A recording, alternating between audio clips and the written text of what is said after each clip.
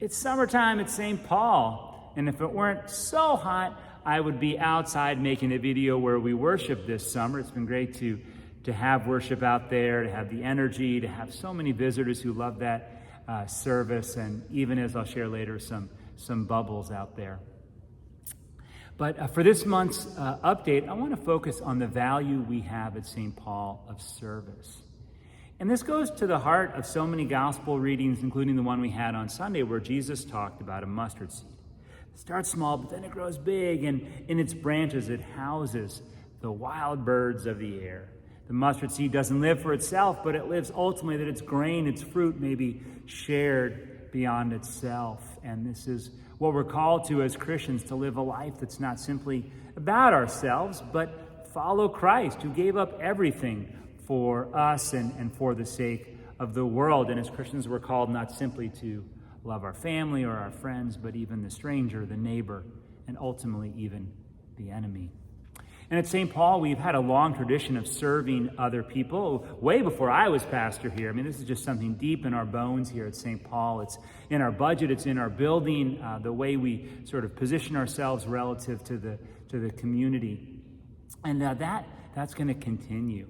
Two things that happened this summer related to our outreach. The first is that this week, the outreach committee met, and they, for the second time now, for sort of the second iteration, have come up with a list of tiered ministry partners. Who's going to get the most access to our financial gifts, our volunteers, our communication?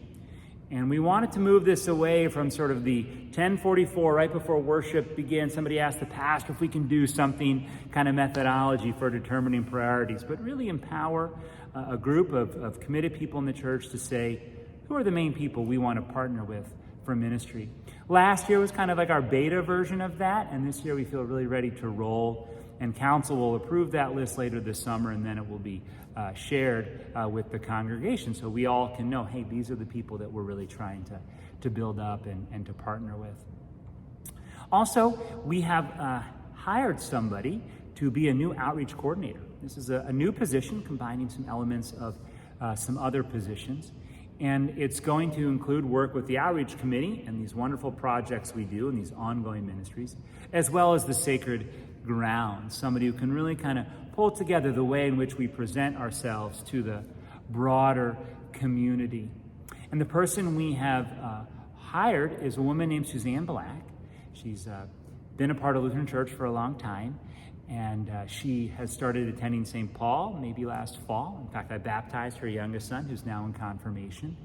And her husband, Daryl, and their three younger children come to worship regularly at St. Paul. And so we're really excited to have Suzanne on board. She has a background in environmental education and community organizing.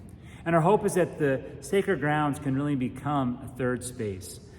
Work, home, and then another place we can go, a third space where we can meet people. And we know this happens, the new trails we've sort of mowed in the sacred grounds. I see people in Lidditz walking their dogs in them. And again, we hope that this will become a place where people can come together, connect with each other, connect with nature, and ultimately connect with God. And in the summer, I'll give an example of this. All sorts of fun ministry happens in the summer at St. Paul, you know. Kids go off to mission trips, confirmation camp, they're doing that. And we always have some variation of Vacation Bible School.